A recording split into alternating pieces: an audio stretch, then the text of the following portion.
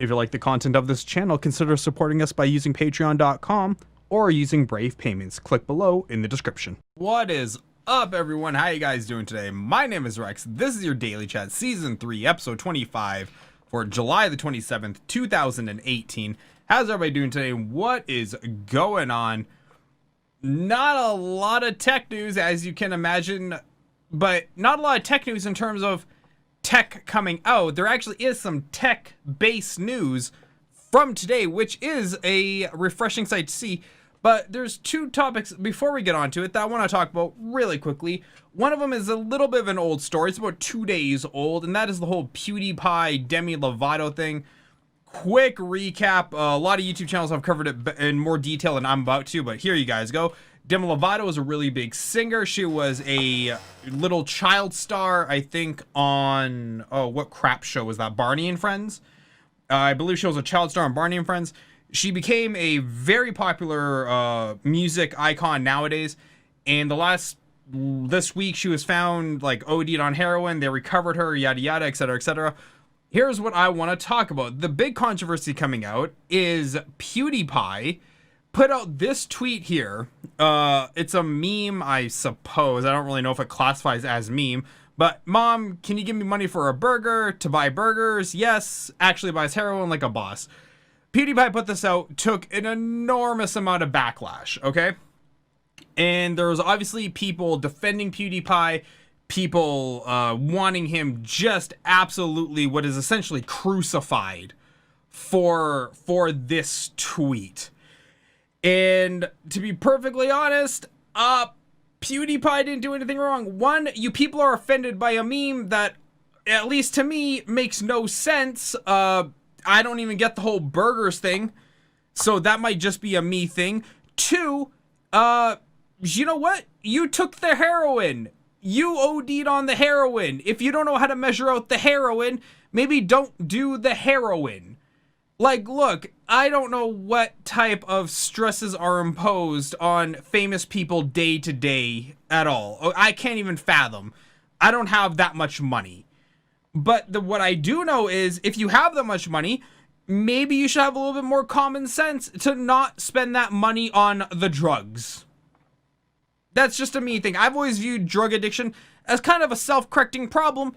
If you let it be self-correcting, eventually they'll wipe themselves out. You'll be fine. But yeah, I'm in the camp of PewdiePie did nothing wrong. I'm not defending PewdiePie. I don't even watch his content. Never been subscribed to his channel. But yeah, you put a picture out, and I know he's been trying to do more edgy humor, more like edgy comedy.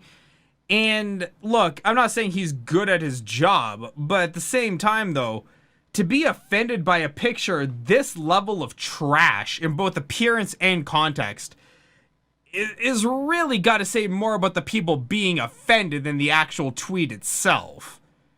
Like, really, you had time to be offended by this garbage over here. You have nothing else in your life that you have to worry about. You don't have kids or like a significant other or a dog or a house, car payment, electric bill, something. Like, you are so secure in everything else in your life that you have time to dedicate to letting this bother you. That really tells me more about the populace at hand nowadays. Like, I wish I could be in such a situation where I had time for crap like this to bother me. But you know what? I'm not in Demi Lovato's position. I'm sure as hell not in the position of everyone else who was able to find time to be offended by this. I envy you. I truly do. But yeah, PewDiePie did nothing wrong. And if this offends you, or if any tweet offends you in general, get a life. Like, seriously.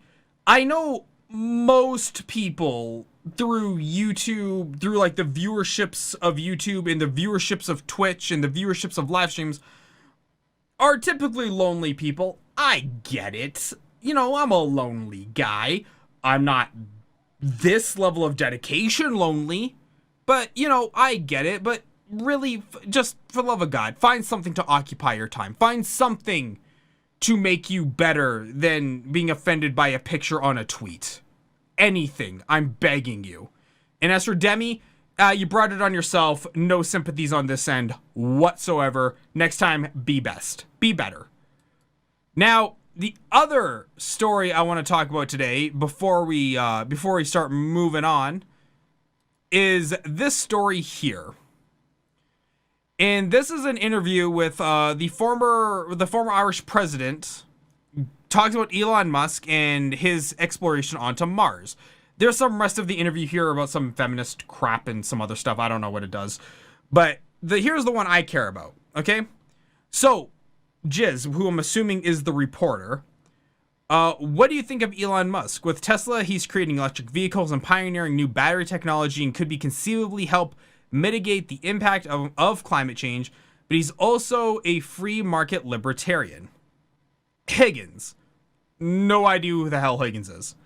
I think there's a place for Elon Musk in climate justice, for sure, but I worry that, so much money is being pumped into solutions to problems that, are continuously being created, and I'm talking about, say, the space race, like trying to colonize Mars or make the moon livable. It's like, no, work on the planet here. Robinson, who I'm assuming is the former prime minister. Yeah, if you're going to colonize Mars, why not help Kiribati to have a future against the rising seawater or all the other islands that would be better off for humanity?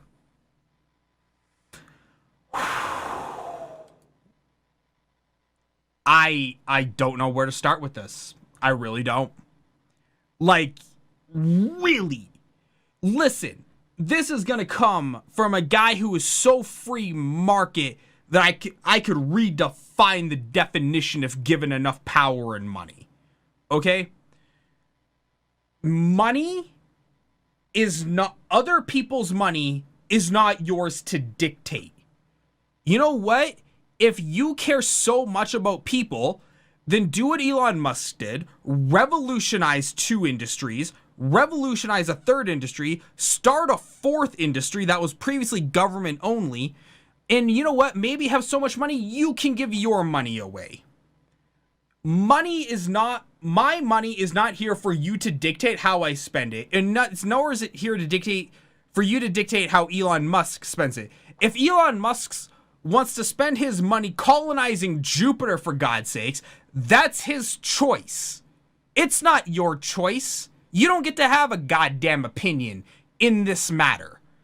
This is the problem with people who don't have things, who always want to dictate how other people who have things use those things. If you were that smart, you would have that money, but you're not that smart. You're an idiot just like the rest of them. 8 billion people in the world. I'm sorry to tell you this, but not everyone is built equally. World needs ditch diggers, and you know what? You should probably be one of them right now. It drives me crazy every time I see, especially liberal snowflakes, always say, well, why aren't they helping the poor? You know what? The poor is not my freaking problem. The poor are the poor, and that's a government problem, not a private sector problem. It's a private sector problem if there's money to be made on it. If there's not, that's a you problem. You figure it out. We're going to be over here making as much as we can while we can.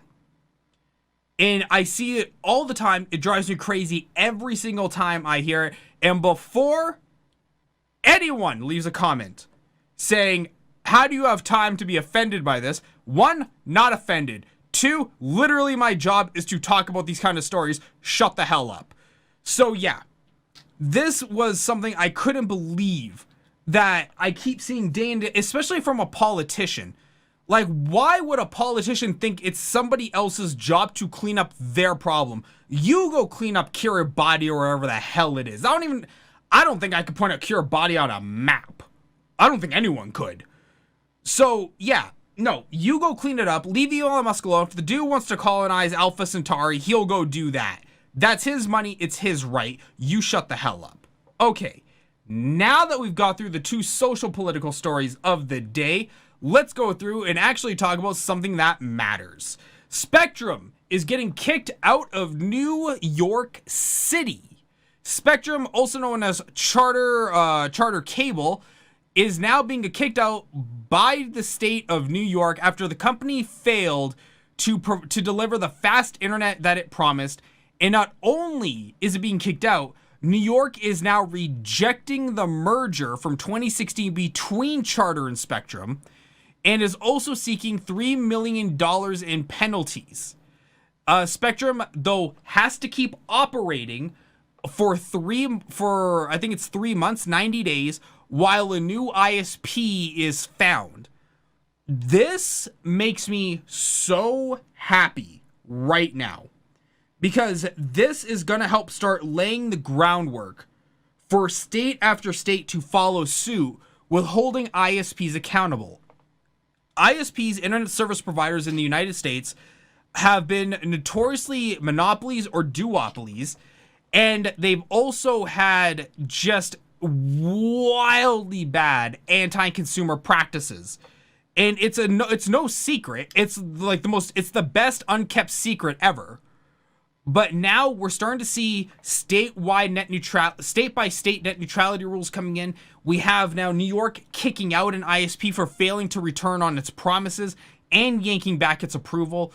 It is fantastic that this stuff is finally happening. I am so excited, because now we can expect Verizon and Comcast to be put under the same microscope, expecting that this goes through.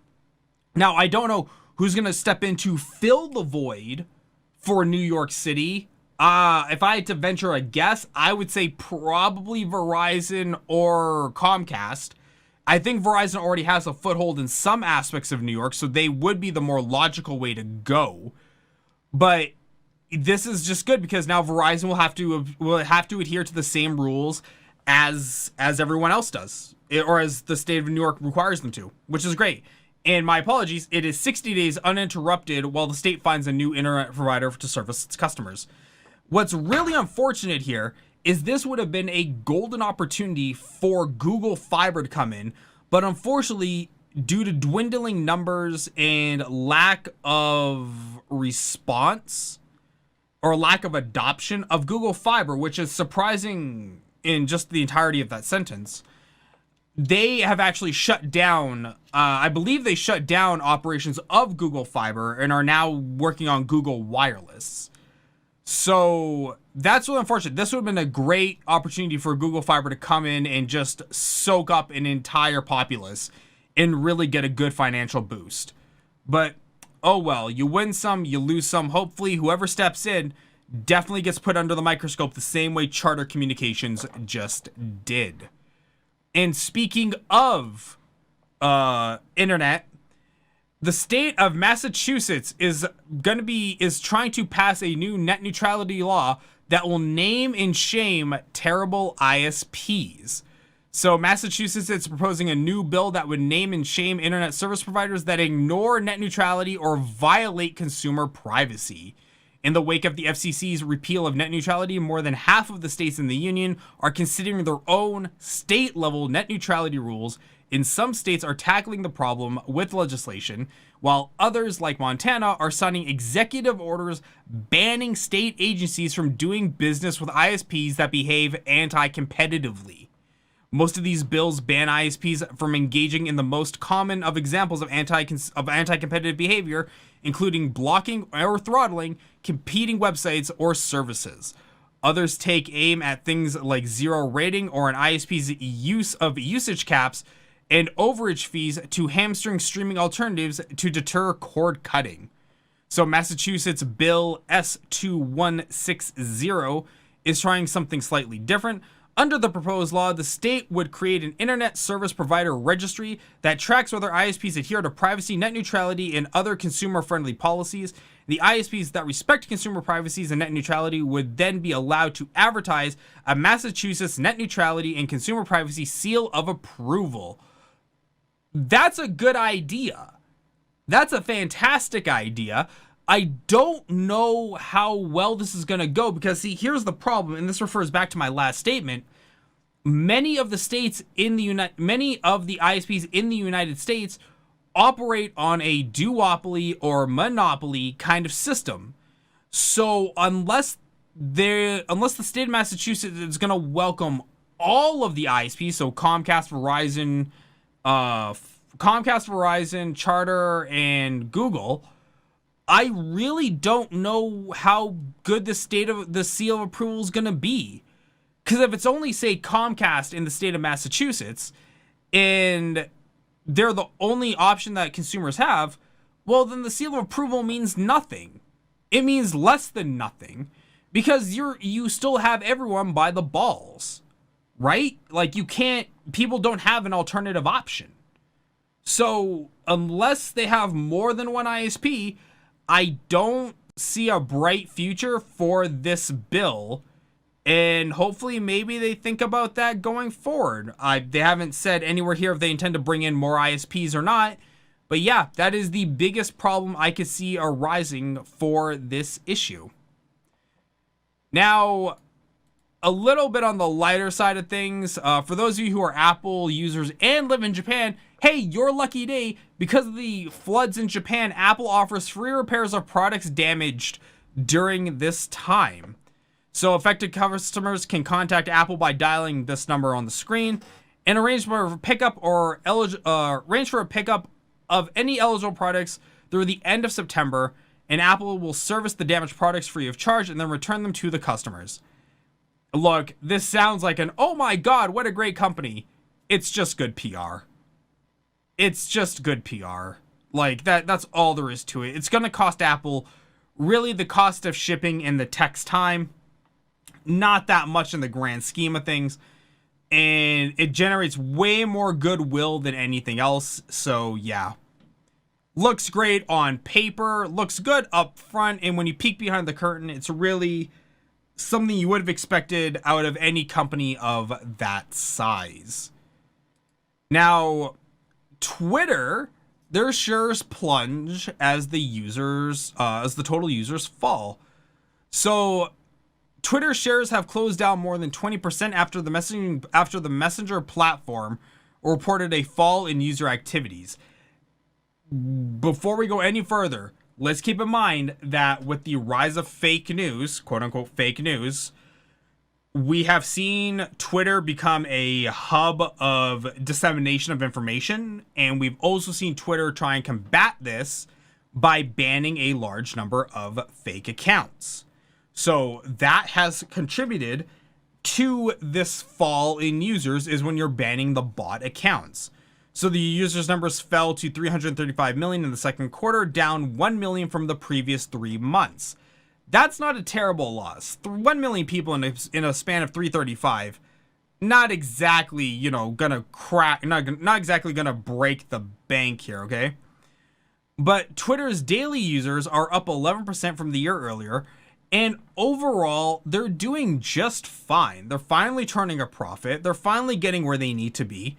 And I don't know why investors are so shaky all the time. Like, I can get why you would be weary of your money, as you should be. But in that same breath, you have to always look at the chart and realize that, like, a week later, it's going to bounce back to where it was. Like, Facebook's stock dropped, 19%? I said by this time next month, it'll be right back to normal. And shares in Twitter are going to go back the same way. The exact same way. I don't know why investors are always so shaky. Like, you guys have to have a little bit of a backbone and be able to stick something through for at least a little bit. The final story of today, and this is a nice lighthearted story.